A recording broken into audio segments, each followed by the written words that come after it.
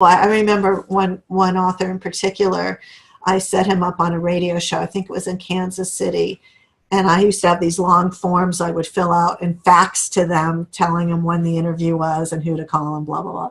Nice. And he called me up and he said, I don't understand why I should do this interview in Kansas City. It's only a 10,000 watt station.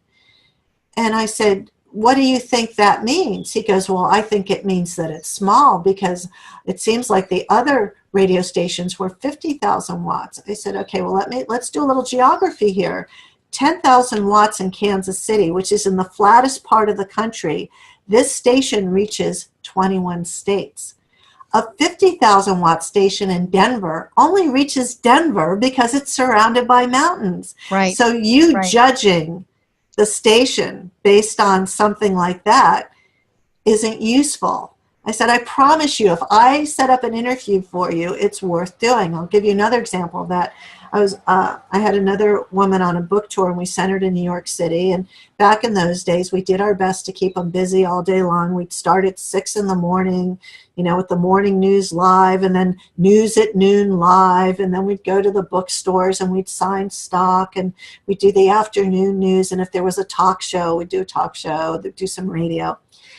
Well, I booked her on a cable news show in Connecticut, which means she had to take I think it was like a 90-minute train ride from New York City to Connecticut, and then take a 20-minute taxi ride to get to this really small cable station.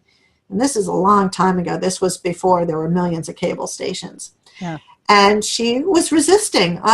She said, it's going to take my whole day. I will spend an entire day to go do a 10-minute interview in Connecticut on a station nobody's ever heard of.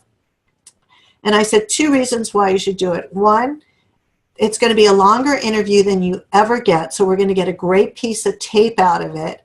And 2, you never know who's watching. So she reluctantly went. The next day, I got a call from a reporter at the Wall Street Journal who said to me, I live in Connecticut. I was home sick with the flu yesterday. I saw blah, blah, blah talking about her ABCD book, and I want to do a story on her. So the author got a Wall Street Journal story, which turned into 3 Today Show appearances.